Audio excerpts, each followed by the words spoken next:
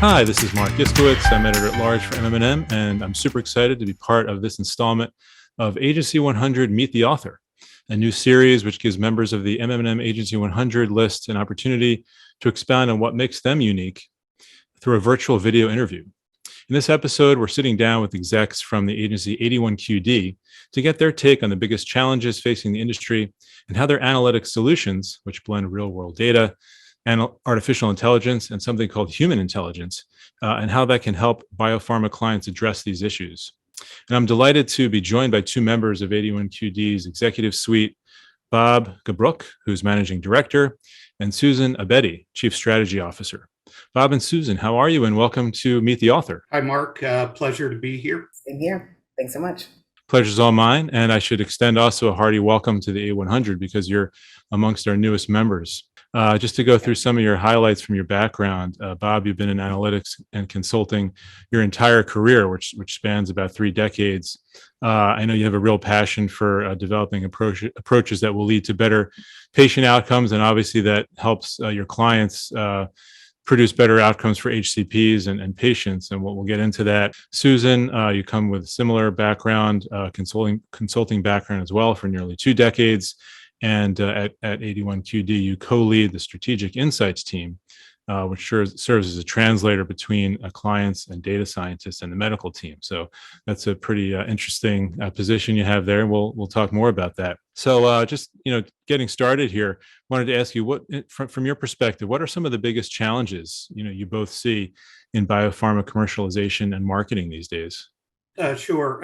First off, Mark, thanks very much for the introduction. Appreciate it. And great way to start the conversation. The biggest challenges that we see with our customer base really stems back to the development and marketing of more specialized and targeted therapies.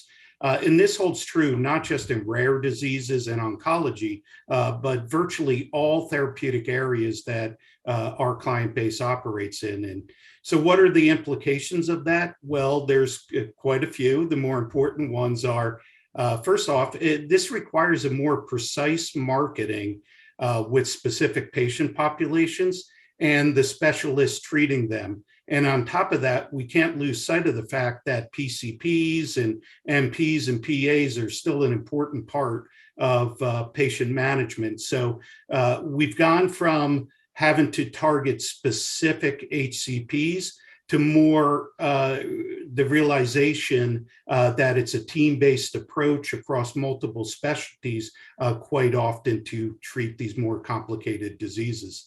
In these more complicated diseases, it actually requires more sophisticated peer-to-peer exchanges between HCPs to change the treatment behavior and get these new products out to the market and adopted. Because by now, I think most people understand that HCPs rely on other HCPs for information to have a more informed treatment plan.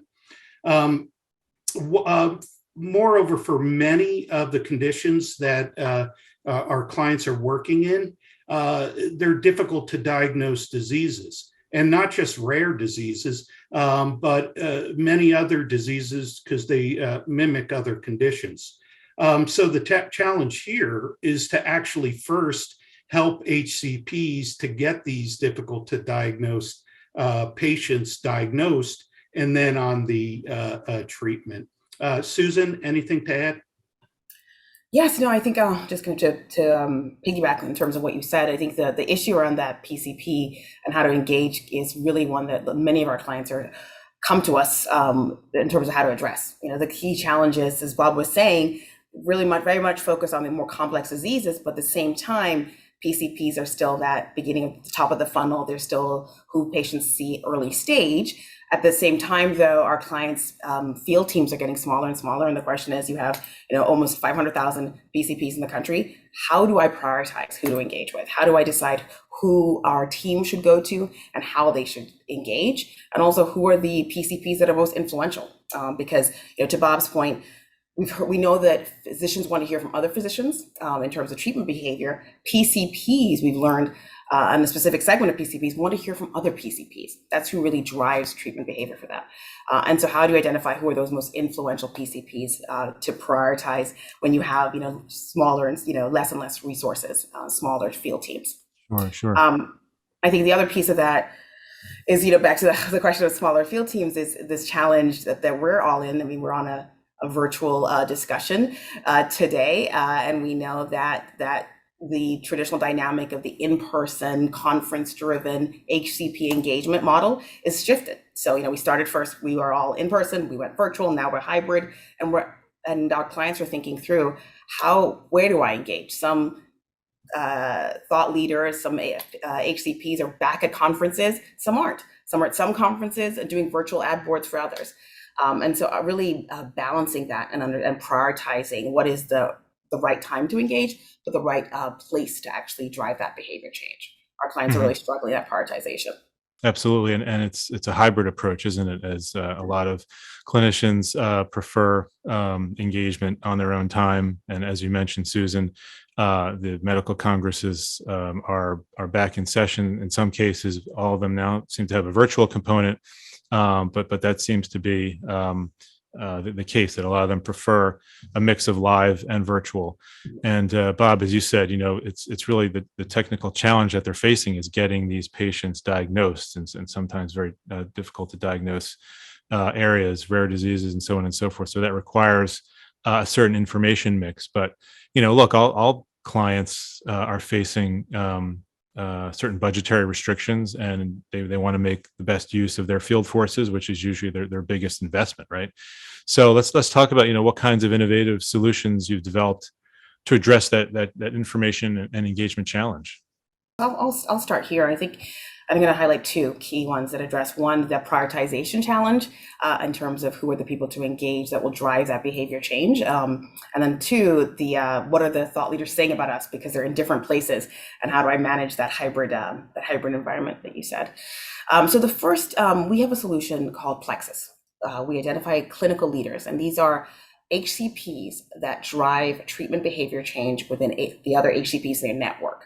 Our solution is driven by AI, but we also leverage our HI, our human intelligence, to define and really understand who are the people to prioritize for our client, recognizing the challenges that Bob noted with the more complex conditions, understanding who are those clinical leaders, let's say within the PCP environment, early stage, or within a rare disease.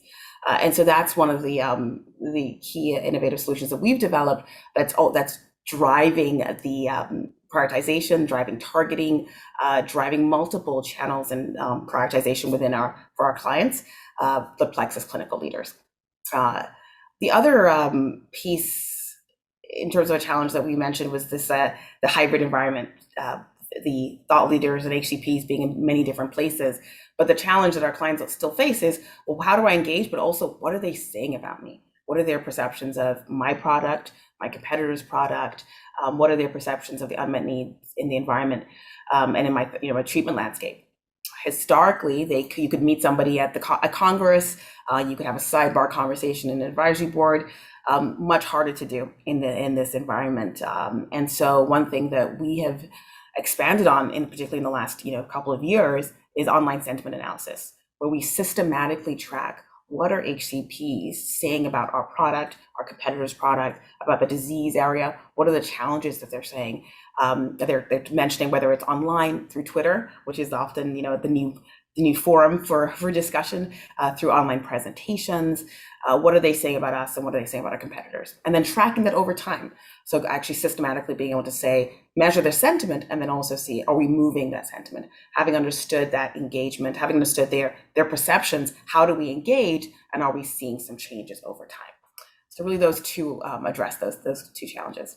Related to identifying and engaging with clinical leaders and other types of thought leaders, one of the things that has emerged over the past few years is it's become a very complex relationship between pharmaceutical company and these thought leaders. Nowadays, it's not just the sales rep.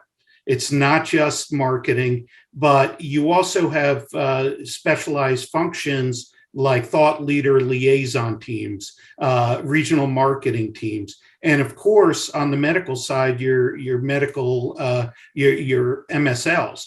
Well, that relationship is complex, and the one thing when we talk to thought leaders that they bring up almost immediately is the fact that some pharmaceutical companies need to do a better job understanding how that thought leader wants to engage and what all these teams are talking to with him about or her about. And so what we developed was a online platform that provides a lot more transparency in terms of identifying and profiling thought leaders for various types of engagements, whether it's speakers bureaus or ad boards, executive encounters, targeting for the sales force, for the MSLs, et cetera, and allows the organization to develop coordinated engagement plans and track those engagement plans over time. And then the second thing, Mark, I want to address your comment earlier about the difficulty in finding patients in difficult to diagnose diseases. Well, we've developed a solution called Orion, and it leverages, in a similar way to clinical network mapping Plexus, it leverages artificial intelligence, real world data, and for the interpretation, our human intelligence. And what the goal of it is to identify patients that have yet to be diagnosed earlier in their clinical journey, because in a lot of these diseases, you could have the patient on a journey from symptom onset to diagnosis that's, if not 5 to 10 years, decades. So the goal is to be able to be a lot more precise on targeting the HCPs that are likely to have these patients and help work with them to get these patients diagnosed earlier. So I think these solutions have started to address many of these ongoing challenges in the industry. Mm-hmm. So Plexus, as I understand it, is kind of KOL mapping, and Orion is more kind of hashing out that patient landscape. In general, yes. The thing that's unique about Plexus is that it identifies very specific, we don't call them KOLs, we call them thought leaders or clinical leaders, because at the local level. These are the people that are not easy to identify because they're not necessarily speaking at conferences or publishing. They're practicing medicine day to day, but in the local communities, other HCPs in the condition of interest look to them for help in figuring out how to diagnose and treat patients better. And through the use of the artificial intelligence, the real world data, and our experience, we're able to help clients really understand those influential leaders at that more local level. I mean, in terms of those Plexus clinical leaders, because they aren't on the podium, they aren't in publications, they don't always have the highest volume. I think that's always a big surprise for our clients. Often is many clients will use volume right as the way to prioritize who to target at a local level. But some of the most influential HCPs at that local level may be busy treating some of the most challenging patients, but don't necessarily have the highest volume. And so if you're only looking at publications and conferences, which is incredibly valuable, or only looking at volume, you're missing those clinical leaders in the middle. And that's what we're able to identify with Plexus, is these local regional leaders that actually also drive that behavior change at that local level.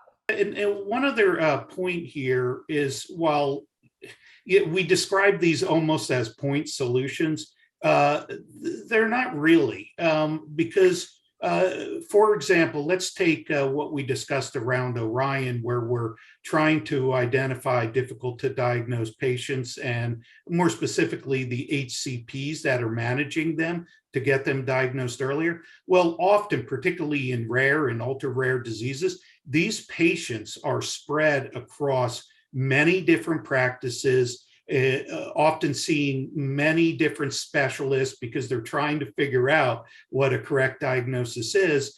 And it would be really difficult for our clients to go out and target all of those HCPs directly. So we also integrate the Plexus, the clinical network mapping, to identify those network structures where there can be a more efficient approach at targeting, in particular, those clinical leaders that are influencing those patients, and work with them to work through their networks to get more patients diagnosed earlier.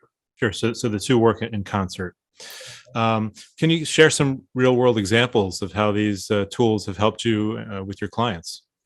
Sure. Let me start, and I'm sure Susan has a case study that comes in mind. Let's talk first about what we just talked about, leveraging AI to find undiagnosed patients in a rare disease. In this case, the target disease was not just rare; it was ultra rare. The estimated prevalence was about 1 in 67,000 patients in the U.S. However, there has been a treatment in the market for a number of years. So many of these patients had already been diagnosed, but there was an estimated about 1,000 patients out there spread across probably about 1 million HCP different practices. Our clients had a small field team. And so what they were looking for is for us to help them identify where those yet to be diagnosed patients might be. And then how do we efficiently go to market in a different way and work with HCPs to get those patients diagnosed and ultimately treated with the client's product. And in this case, there were patients that had been have yet to be diagnosed for well over a decade. And this is a progressive disease. And if caught early, it's treatable, but later in life, it can cause real problems that are not reversible. So our approach was to leverage both Orion and Plexus. What we did is we leveraged the real world data, the machine learning, and we have a really deep medical team that we put on our team so that we really understood all the nuances of the disease and could design the patient cohort for the modeling and the data structure and all the different metrics that matter and might be predictors, and ended up predicting about 7,000 likely patients or more high probability patients that were out there and associated with various HCPs. Now, as I mentioned earlier, there were likely about 1,000 patients was the prediction by the client who had been undiagnosed.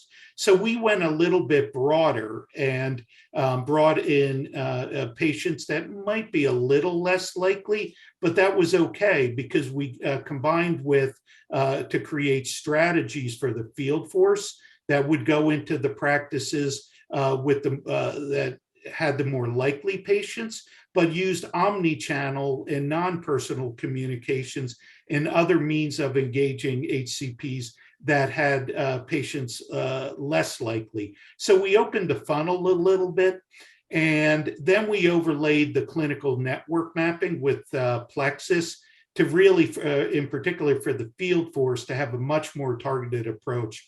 And the results, ultimately, there was about 100 patients in our data that have been diagnosed since we initiated this project. And we've just kicked off kind of the next round of retargeting with the client recently. So I'll add another case study, which I think gets to some of the other challenges that we talked about earlier. kind of launching and or engaging in this current environment of the hybrid pandemic world and how to prioritize, but also some of the more traditional dynamics of a very competitive environment that a client was launching into.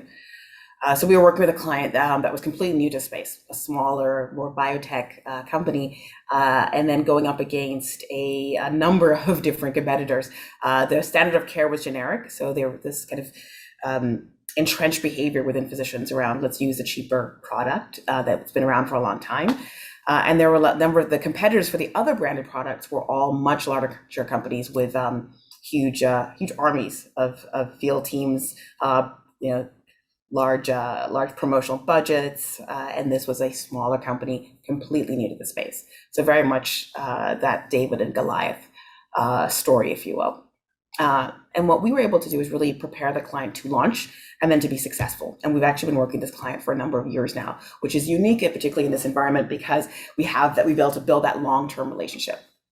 So first in that, preparing them to be successful, preparing them to enter the market, we actually leverage claims-based analytics. We conducted a clinical journey leveraging claims to understand who are the key stakeholders within that market, who are the key HCPs to prioritize, and also how are patients flowing through the system, which specialties are they staying with, who are they starting with, and this allowed us actually to refute a couple of hypotheses the client had. And so kind of going back to a theme I had mentioned earlier, the client had a perception that in this particular market, it was a neurology space, that the key drivers of the market would be neurologists.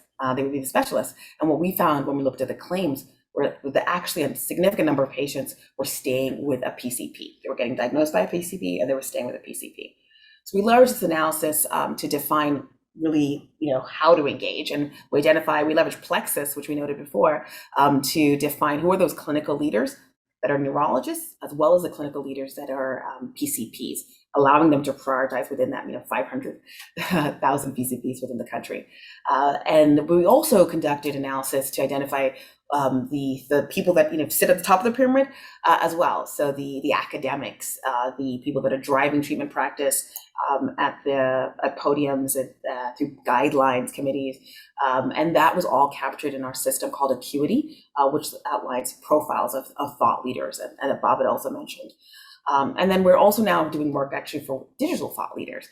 So we're saying, well, we understand the top of the pyramid, we understand the regional and local leaders through Plexus, and let's also understand those digital leaders, the people who are Twitter is their podium. Let's identify them, let's engage them, let's understand the right ways, obviously, to engage. And with all this information has been integrated and also been refreshed over time. We've done a number of refreshes of Plexus to say, who are the current leaders in this market? So we just recently rolled out our third refresh for 2022, identified almost 1,000 new clinical leaders that our client can leverage to reprioritize and for their targeting efforts. Last point, the product didn't do well. So in terms of that, okay, that's important. Because that's always well, that's great, but did it work? It worked. It worked yes. well.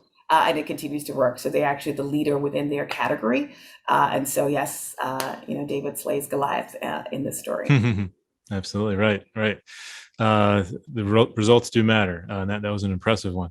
So the data actually helped you, not only map out the patient journey there and bust some myths along the way, but to help target, the client's resources as well. So another smart execution there.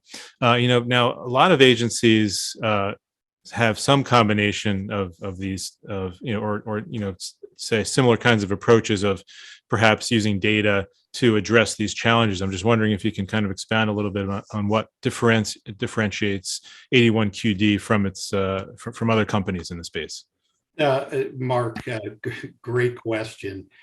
In short, we combine the real world data, the artificial intelligence, and what we call HI for more actionable results. But that's a pretty generic statement. The backstory is that our differentiation stems from our DNA.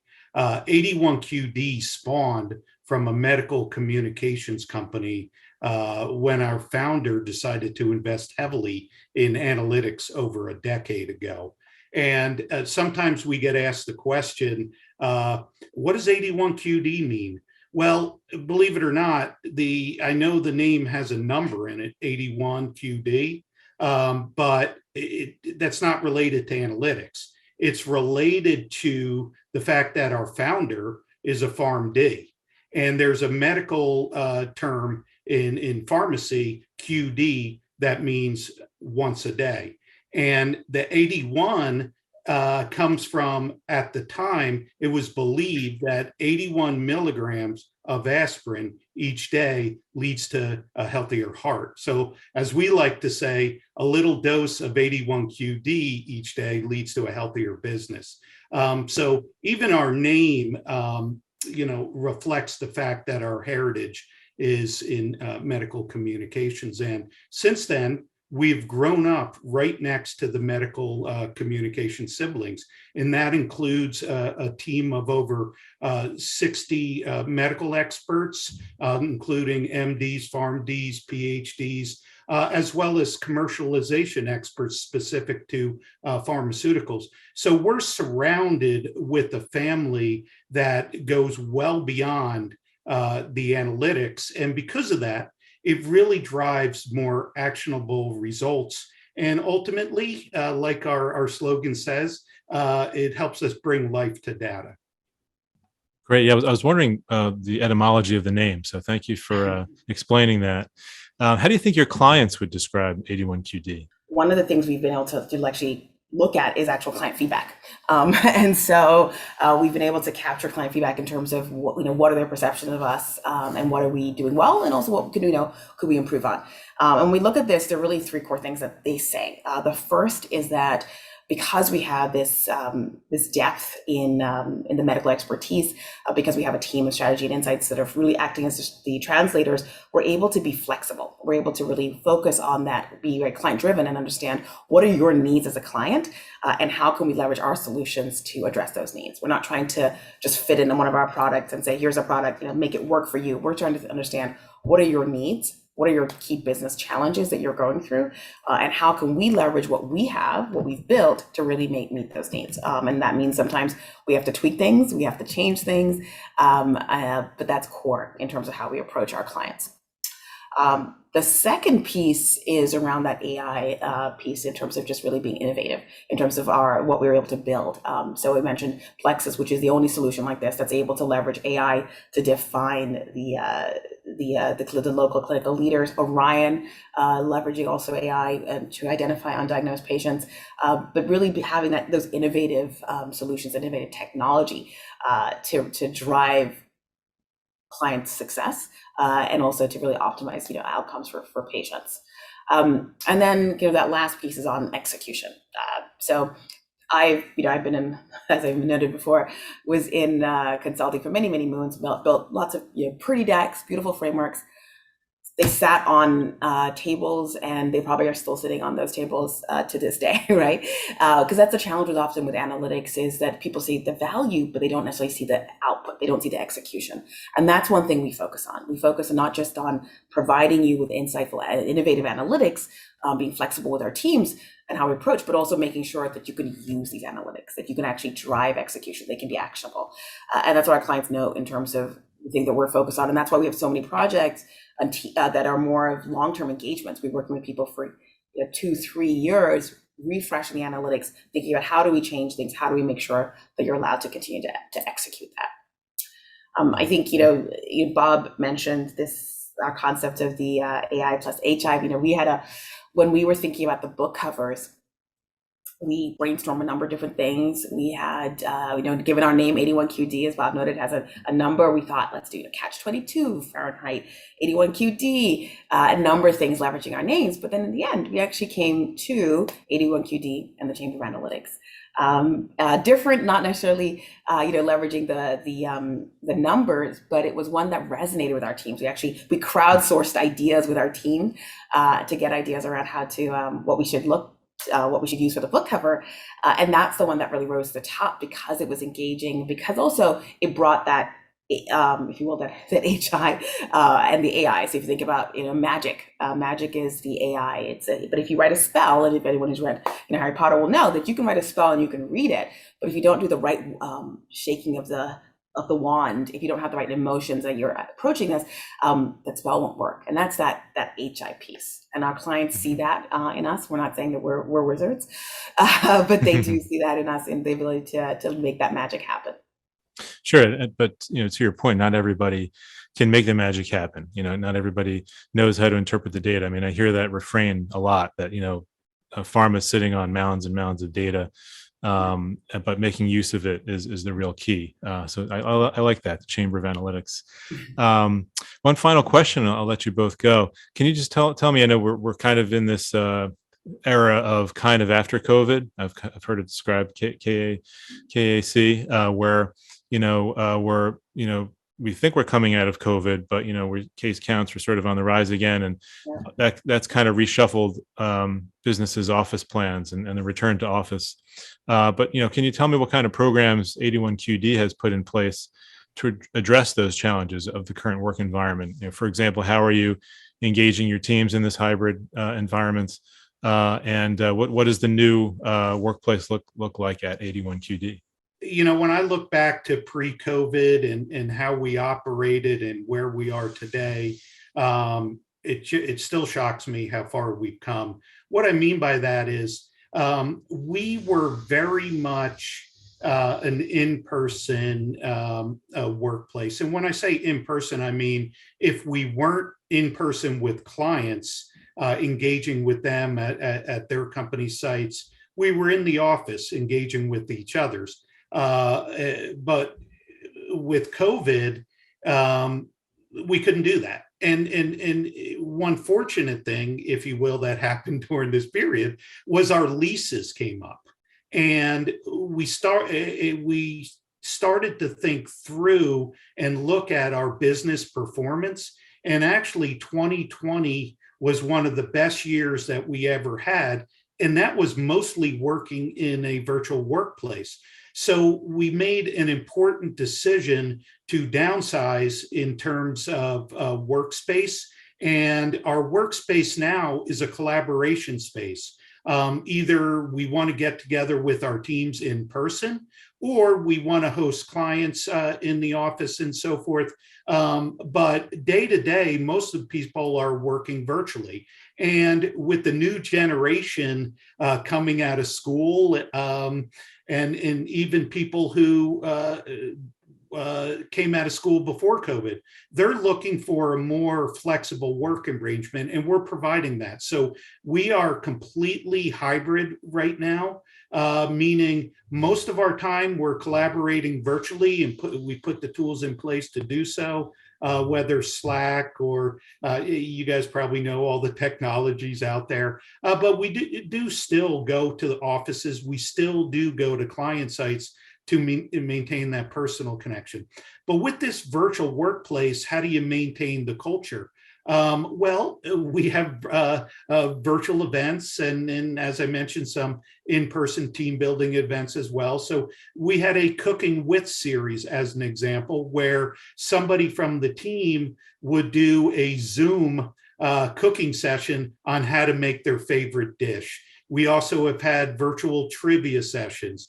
We've had online beer and wine tasting events, online escape rooms. We've also had in-person events, like we did a pizza making class in New York City a short time ago. So we've been able to manage that virtual work environment pretty, I would say not just pretty well, but very well, and maintain our culture. Susan, do you want to comment on maybe some of the learning initiatives that we put in place as well? Definitely. No, I think, Bob mentioned that the culture and maintaining that culture, but also recognizing that companies are shifting and people need different things. And so we've actually put in a LinkedIn learning program, which allows people to get to access learning in different ways. Historically, I mean, when I was being trained as early as an analyst and consultant, sat in a room and training was that perspective. You had one person, going through that, or then we moved to, let's say, Zoom trainings, but it was very much when the trainer was there, if you will.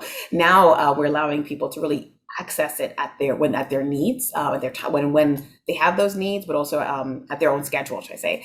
So the ability to kind of get in and do a training, because I want to really focus on this particular area. I want to go deeper in the the Excel piece of things, for example, I want to go more into presentation skills, I can leverage this broad LinkedIn learning resource to actually delve deeper.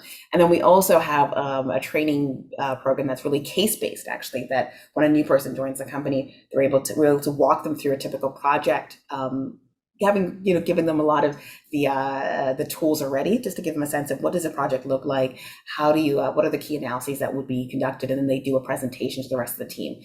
So it allows them to introduction to the team, but also to actually see what goes on through a project. And then the other thing that we're doing a lot of, every senior person in our team is doing is one-on-ones. So again, almost linking back to some of the things we said earlier about that hybrid environment, where you could just walk by your manager, or you would work very closely with an analyst and say, oh, let's give you that coaching. Let's talk about how to tweak something after a presentation. Let's talk about a change. When we went to the hybrid environment, there was a concern that we're losing that type of ongoing coaching. And so one of the ways we're bringing that back beyond just having those quick discussions is also having one-on-ones within the team. So with your direct reports, just checking in, seeing how people are doing, making sure I do this once a week. They're virtual, but they're making sure that we're connected, because now we have team members across the country as well. So making sure we're connecting, not just on a project basis, but we're connecting on the personal basis, where more and more training can continue. I remember that was a huge concern back in 2020, when we all went virtual, was how are you going to keep employees engaged and help them manage their work-life balance? And it sounds like 81QD has really bridged that well by really, staying in touch with what people need and flexing with what the times demand. And I'm sure you'll continue to do that. And to that end, I hope we can do this again. But in the meantime, Susan and Bob, thanks so much for joining me today. Mark, it was a pleasure. Thanks very much. Thank you for having us. It was a pleasure.